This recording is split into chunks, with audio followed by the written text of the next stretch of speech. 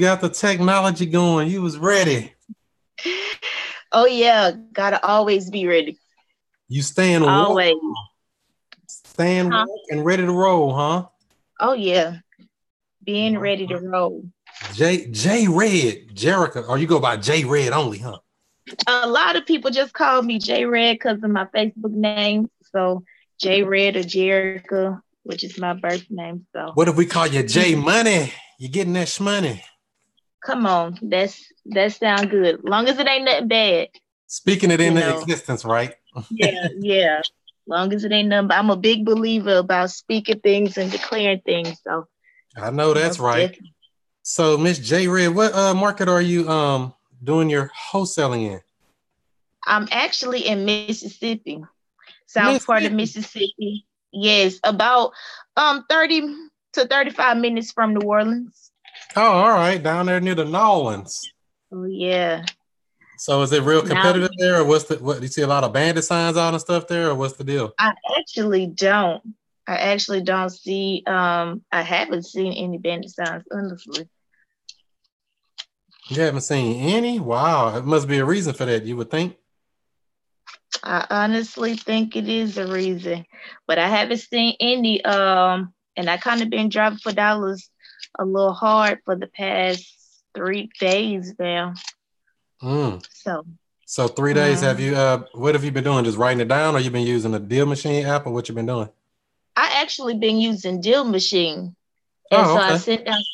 I sent out some letters using Deal Machine. And then I've been also just letting that do its thing and then working on like my pre-foreclosure list as well. Oh, okay. Did you use your keyword WOPE to get your free deal credits on Deal You Machine? know what? I did. I What? did. I surely did because I had to go back and see it because I think it said something about 30 credits and I surely did use it. That helped, don't it? Because you'd be like, forget that. That stuff be adding up. You popping that It Deal adds, Machine app. Ain't nothing wrong right, with some right. free deal credits. All right. So you're doing driving for dollars. What other kind of marketing are you doing? Um, Facebook, Craigslist. I have not been able to like just go out and buy like a lot of vendor signs and stuff like that. So I actually been doing it through the internet and also just networking with other people. Well, I got a play for you for the bandit signs too. I know people be pushing this one site, but I got a link in my bio on chrismonroestl.com. It's actually you can get 100 bandit signs for $100 free shipping. So I don't know if that's pretty cheap from what I seen. It's on your Facebook page, you said? It's actually on my website, chrismonroestl.com. I'll send you the link for it. Actually, all of the Okay. resources you would ever need for any of this stuff is right there. As soon as you go into that, it's just all there like, oh, this is this. Oh, that is that. Oh, I need to use this. You can check it out and see if it works for you. But I got it all set up there where it's easy for people to find it. But yeah, you can get 100 bandit signs for $99 free shipping. So, I mean, that's the best deal I've seen out here. So Yeah, I that's put out good. about 400 of them. So I spent. Yeah, someone told me there was like $3, one for $3. We don't pay them prices. We wholesale everything. Exactly. Come on. I like that. Right. So what kind of Especially when I'm on a budget and I haven't got my first one yet. So I have to kind of be on the budget with everything now. so you haven't got your first deal yet? Have you had anything under contract yet? Two things. My first one was a commercial building. Second one, which is now, is a residential property. So I'm just still trying to find a buyer. They say get good numbers, get it under contract, buyers will come. I honestly feel like I should have did it reverse, get my buyers and then shop for them. So So that's that's my on the approach now. commercial side you're talking about, right? You're talking about commercial deal. That's what you're having trouble finding buyers on that. I didn't find when the contract went out, but she's still willing. Like if I needed to go back and sign it again, I will. But right now she couldn't find it. We couldn't find the buyer at the price that they wanted it at. And so even just with the contract, her husband died in the midst of it. So that's the reason why they wanted to sell it, but he died. So I have to go back and, just get her signature on there if I ever did it again. And the one that's under contract now is residential. And So that's tell what me I'm trying about that residential deal. What's going on with that? just trying to find a buyer. The area, some people were saying about the area. I posted it on Facebook, got different people asking me about it, and then they was telling me that, oh, I thought this was in Gulfport, and I'm like, no, it specifically says it's in, Poplarville. And so it was like, okay, well, no, I don't want it. So I like, okay, are you a cash buyer? What do you want? And so I had been doing that as well. It's just from those people. But most people haven't been getting it because of the actual location, or they said that it needs like too much work. And I put on there, it is a fix-up opportunity. So I don't know. So let me get the numbers of that deal. What's the ARV supposed to be on that residential property? What I had was, and I had other people to look, was about 70 to 75. After repair will be up to 20,000, and it's about 720 square foot. So wait a minute. So the ARV is 75. The after repair value. Yes, 70 to 75. Okay. And then the repair amount is about 20,000. Is that what you're saying? Yes. Update it, to get it updated. And then how much did they want for it? They was asking 22. I just renegotiated and they said 20 now. And so that's where I'm at now. And he recently just said 20. All right, so let me see here. If that's supposed to be, if we use the standard calculation, sometimes those standard calculations don't work. It depends on the area. Sometimes a lot of people don't realize that if you're in like they would call it a war zone, that stuff don't mean that. You got to go lower. Do they owe anything on the house, or is it free and clear? Or they got a mortgage? What's the deal? Free and clear. They bought it cash. So 75 times 30% discount is 52.5, minus about 20 in repairs is 32, and you're going to get it under contract for 20. So it should be, are those 8? Did you get actual properties that are similar to that to compare it to, that are near it, like similar square footage, similar build, and within a half a mile sold in the last 6 months? It's like the area is like, more so a ducked up area. So it really wasn't nothing like just within point whatever mile, especially with the square footage, because it was only 720. They had bigger ones for like, I believe, maybe 1,500 square foot. I did see one for 820 that I used. And it's sold for what? It sold for more than that 20,000, or what did it sell for? It sold for I believe it sold for 55. Oh, okay. I believe it sold for 55. So your numbers may be good. It may be more so. What kind of marketing were you doing to get that deal out? I mean, where did you? I know you said Craigslist, Facebook. Where else did you put it at? Realtors with their cash investors. So I actually called and was like asking them, do they buy houses? Do they buy houses cash? And I asked them, to give me the information of whoever buy the house cash, because they work with a lot of cash investors. And and even some realtors, they buy them themselves. They in the business of investing. And so I did it like that as well.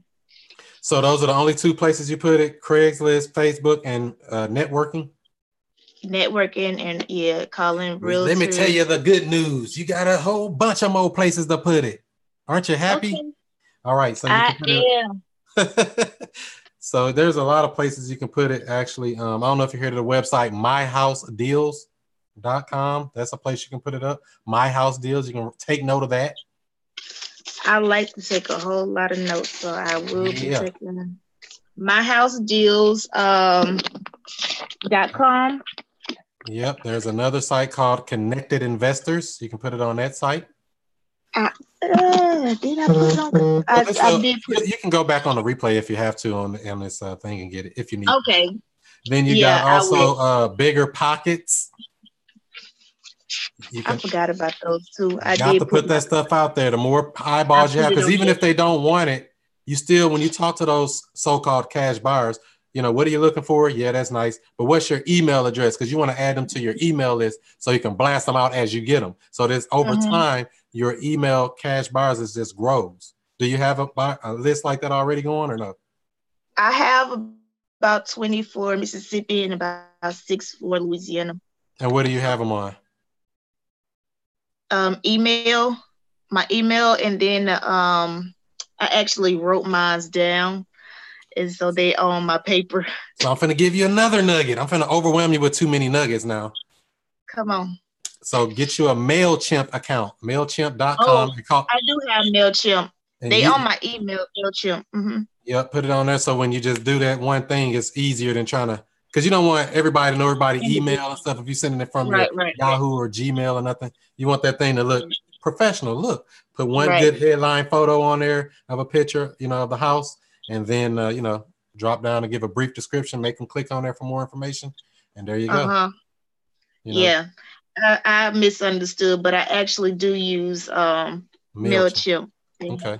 So yeah, that helps you get organized too, because you can always put their phone numbers and you can tag them if you need to. Once you get them, like what they want or whatever, you can make different tags. Buyer in, I don't know, Louisiana, buyer in Mississippi or whatever. You make your own tags and stuff in there. But yeah, that makes a big difference when you're doing it. So so what kind of questions did you have for me?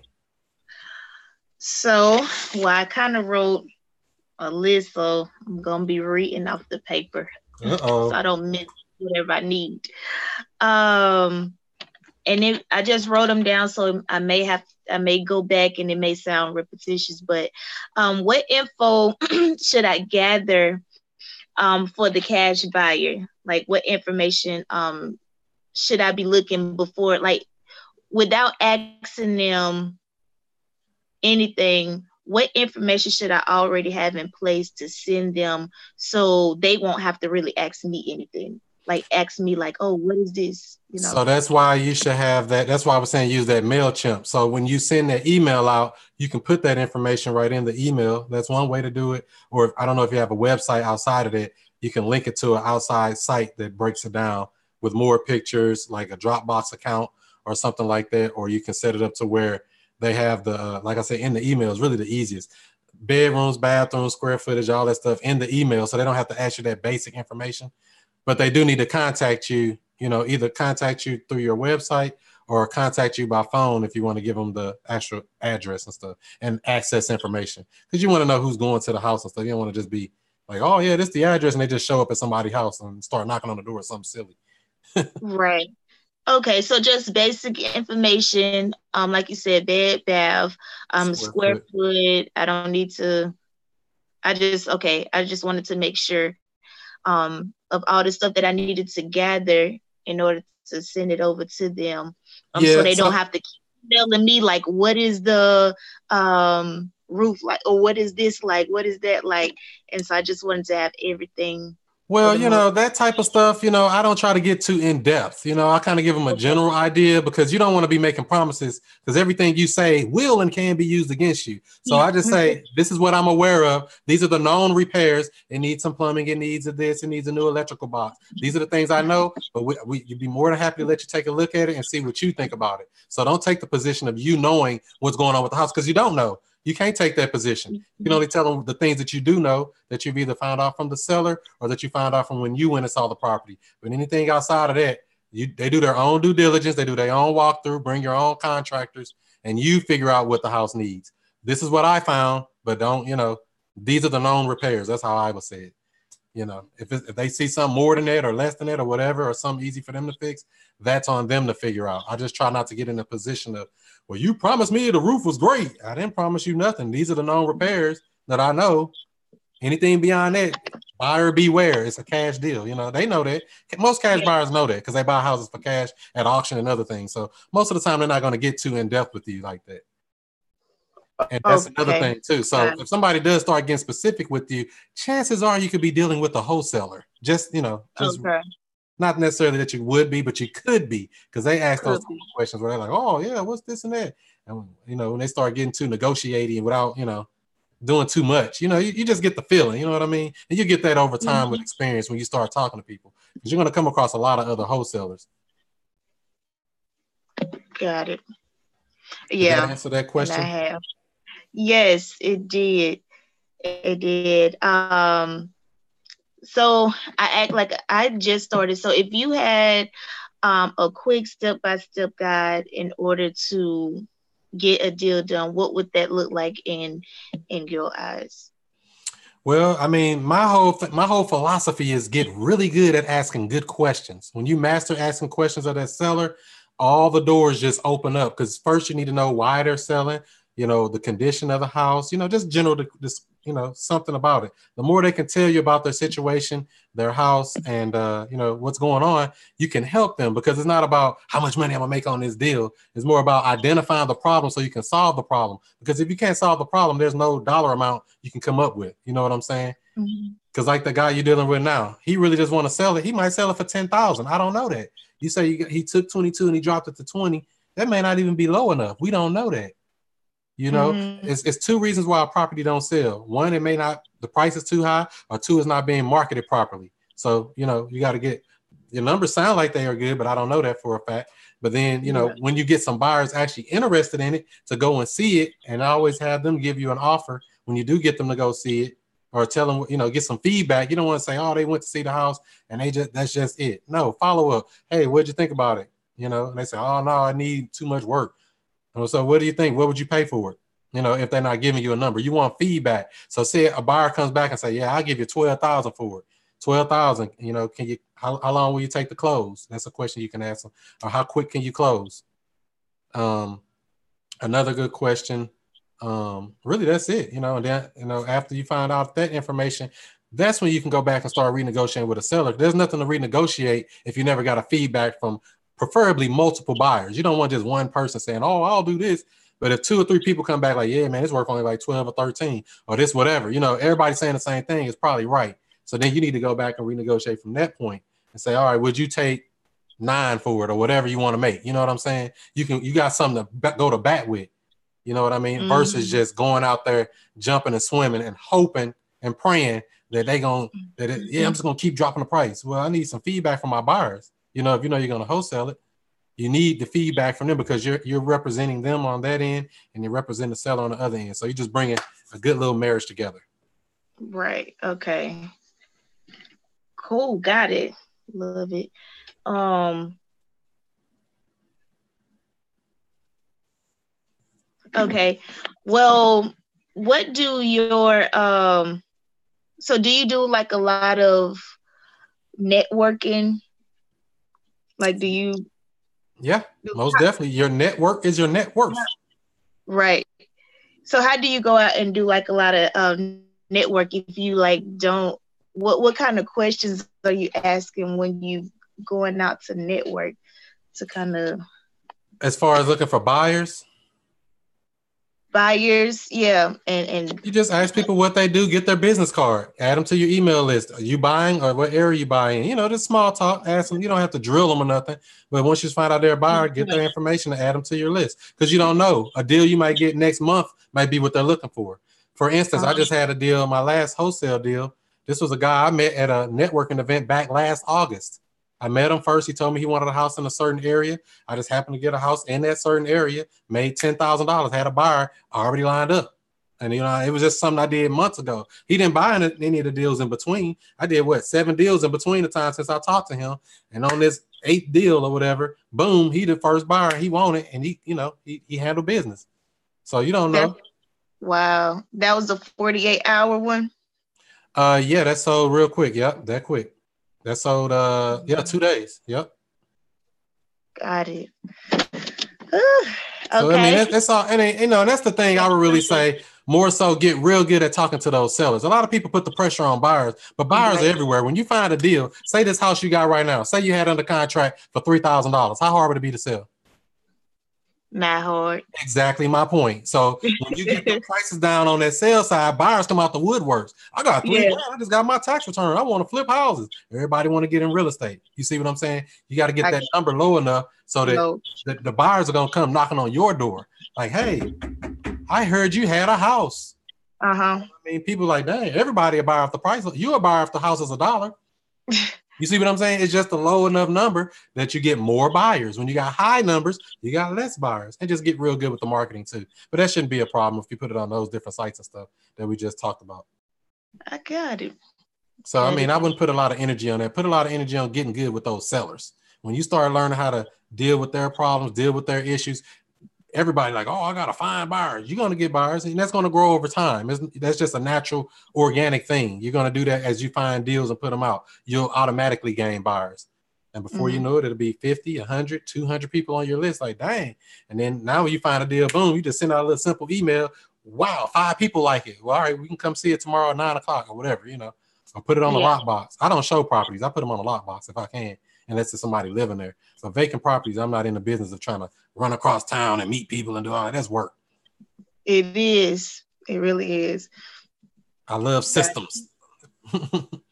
You just get your lockbox from anywhere online or something. Yeah, you can get them for pretty cheap. You can get them for like 3 for $35 or something on eBay or something. You can get them for pretty low. And you can go on there on eBay or something and make an offer or something on one of them. That's how I do it. Like if I buy 6 at a time and get a better deal or something, you know what I mean? You're going to need them, Right. So that's how I do it. I like to buy bulk so I get a better value. Yeah. Instead of paying 30 for one, I'll take 3 for 30. Right. That's way better and way smarter. That's right. You can't be dumb. Can't be no bum. Did you have any other questions for me? What are some of the mistakes that you made that I can learn from right now, like in your first beginning of doing wholesaling? Well, one of my biggest mistakes just the stuff I didn't know, the stuff you don't know. You just got to consistently keep learning, keep adding, getting better at your craft, master the phone, talking to the seller. If you master that, all this other stuff going to add up, it's going to work out. And I started out that way. So I didn't really have that problem because I learned, how to do the virtual wholesaling. I've locked up many houses without seeing them. You know what I mean? I'm not a big fan of, oh, you want to sell your house? Let me run over there and see it. No, I want to know what's going on. What how, not even just the price of what you want. I need to know your situation. How can I really help you? Because if I can't, if I can't help you, then to go see. You know what I mean? I'm just going to see a house just to find out it's worth $300,000 and you want $300,000. What I'm gonna do? Right. Unless you're going to sell it to me on terms, but that's more advanced stuff, But as far as wholesaling is concerned, I need to know those numbers, at least some approximate numbers. What do you owe on the house? Little stuff, build a rapport, talk to them, ask some questions. And the better you get at asking questions, they start talking to you. And before you know it, they feel like you're a family member. Got it. Yeah. So that was I don't know. I guess just the ignorance of not knowing certain things of how to put things together, but you learn it, Fill out contracts, get your contracts better, get your stuff better. And I have a little kit, by the way. It's on that same thing at chrismonroestl.com. It's a little kit that has all the contracts, purchase and sales agreement, a 1-page one, assignment agreement that's easy, 1 page, JV or joint venture agreements if you need it, cancellations, addendums, and it has a bunch of other like phone calls and scripts and things that you could use. So it's just basically like a little wholesale kit that makes everything simple. I'm definitely going to go on there a little later. Yeah, that's the stuff, that's the thing I say, get your paperwork straight because, a lot of people I see, they got, I don't know, here, sign my contract. Who's going to sign it? 9 pages. Anybody want to do all that, man? They want to look at it. My lawyer need to review this. You don't want those issues. You want easy where people just don't feel, they just like, oh, you're just so easy to work with. You made this so simple for me. Sure did. Sign right here. Right. Yeah. A lot of people like the easy way out anyway. So. Yeah, people want simple. If a confused mind always says no. So you don't want people confused. You want them to feel at ease and ready to go. Sounds good. Good. All right. Did you have any other questions? J Dub. Two more because I got to run too. I know you got 2 minutes, but you got to go to your thing. So what would you change or do differently now that you know more? What would you? I just would have got better at marketing. I would market more. I mean, the more you market, because every deal that come into your pipeline is not going to be a deal to make it to the finish line. Bandit signs, pop them things out. They're going to be taken. It's going to happen. Cold calling, driving for dollars, consistently marketing because you don't know where your next deal is going to come from. You can have 3 or 4 deals going at once. I left over $40,000 in wholesale fees in 2018. they didn't make it to the finish line for whatever reason. Nothing on my part. Got it under contract, got it to the buyer, got their non-refundable, get it in title. Oh, they got title issues. You know, one of my better ones that was 25,000 assignment couldn't even make it because it had title issues. So, you know, it happens. It's part of the game. You know, so that's why when you keep that pipeline full, the more marketing you have, the more people you have calling you, the more people you're reaching out to, the better your chances are. It's a numbers game. You have to keep the numbers up on the marketing, and it'll keep your pocket and your bank account going up as well. Got it. Have you ever done anything with pre-foreclosure? Yeah, I've saved several people from pre-foreclosure. And a lot of times I haven't even told them or mentioned that I knew that they were in pre-foreclosure.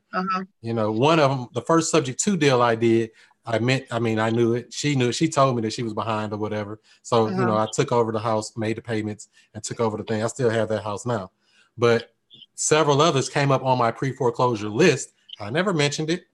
As long as we get them numbers right, as long as I get my questions asked, as long as you sign this contract, as long as I get a buyer, you know, get through the process, we move on. But I know you're late, and I know you're about to lose the house, but I'm just going to move quick and get this thing done.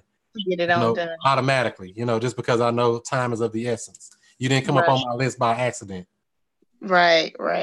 Yeah, just like probate, deaths in the family. You don't have to say, oh, I heard your grandfather died and left you a big old mansion. You don't go, you know what I'm saying? I don't even bring that stuff up. You know what I mean? I would just call them. We were in the neighborhood, want to know if you were interested in selling your house. Or were you thinking about selling your house? Yeah, I was actually thinking about it. Yeah, great. So why don't you tell me a little bit about it? Is it vacant or is it occupied? Oh, it's vacant. It's been vacant for 2 years or whatever. You know, they go through their thing. You have them give the conversation, and there you go. I don't even have to bring up the fact that it was a pre-foreclosure or whatever the issue was, unless they tell me. Now, if you build that good rapport and they tell you, oh, wow, I feel sorry about that. I feel, you know, sorry for your loss.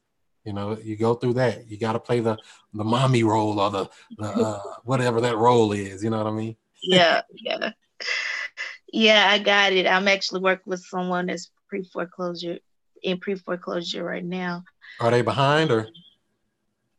Yeah, but it's actually probate as well. Yeah. Got a lot of issues, but that's where you come in. You're the problem solver. The better you get your education level up, keep watching, you know, good, you know, videos and stuff on YouTube and learning this stuff. I mean, once you get this knowledge, I mean, the doors just open up. You know what I mean? It just so many things that are possible that most people can't even see. You'll see it because you learned. A lot of people feel like, well, I know this. I ain't got to look. I ain't got to train no more. You have to continue the education, especially when you're talking about something like real estate. This stuff never ending. Yeah, I'm always going to be a forever student, you know, so once we stop learning, we did. Be a lifelong learner. Most definitely. This is the last one. This is the last one for real. All right, last one. Everybody ready? No. And how can, like, quickly, if you can explain it, doing a virtual deal, how can I do that? Like doing a virtual deal. I know you did plenty of them. You've done plenty of them. What would that look like? As far as, what do you mean? What would it look like? Going through the process of getting a virtual deal. Are you getting your leads from a certain place and then you just call and, like you said, build rapport? Yeah, and get really good on that phone. Same thing. Yeah, so say you got a banner sign out, somebody calls it. Oh yeah, I saw your sign out here. First question. So do you have a house you want to sell? I need to find that out before I even go, because they might start drilling you, or they might start saying, you know, and that's the thing with all of this stuff. When you stay on the offense and you're always the one asking questions, because he who asks the questions is in control of the conversation. Regardless of what they ask you, answer their question, go right back to your script or right back to your question answer. Don't let them just sit up and drill you. So how long you been buying houses? And where your mama stay? And what did? And what? Nah, man. Whoa. We talking about your house. We talking about your situation. You know, it's good. You know, you can tell them a little bit, but don't get caught on that receiving end of a bunch of questions, because I'm not in an interview. You know what I mean? So I want to be the one asking questions so I can find out if you even a deal or not, or if you're wasting my time. You know what I mean? Your time is money, right? Right. So, so the biggest thing, like I said, with virtual is just asking good questions. And once you know exactly the stuff to ask, it paints a picture of the situation of the house and everything like that. Okay. I got it. I believe that's everything. I'm just ready to get this deal this week and, you know, ready to So you're close. gonna put those deals out on those sites, right? I am. I am. I'm going, well, I'm not now, but I'm Yeah. going to be going on your site, looking on that and different stuff like that. So, because So I yeah, you need, got, remember text blast too. You got text blast. You can text the people out, just a regular text if you get a deal or something too. So, I'm all about the technology. The more you can do stuff with technology, it just makes everything so much easier. Just press a button and your problem solved, a lot of right. times. All right, Miss JRed. Love it. Thank you, Chris. I appreciate you All right. answering my questions. All right. You have a good one. All right. Same to you. All right. Bye-bye. Bye. All right. Let's see here. How do you end this thing? We don't know how. Nevertheless, don't forget to follow me on all social media outlets at Chris Monroe STL. That's Snapchat, that's Twitter, that's Instagram, Facebook, and all the others at Chris Monroe STL. Like I said, there's a kit right on my website too, chrismonroestl.com, with everything you would need to do a virtual wholesale deal, a regular wholesale deal, a deal. Get a deal, get a meal. Do it like that. So do what you do. Be who you be, and I'll see you before you see me. Get your hat like that too.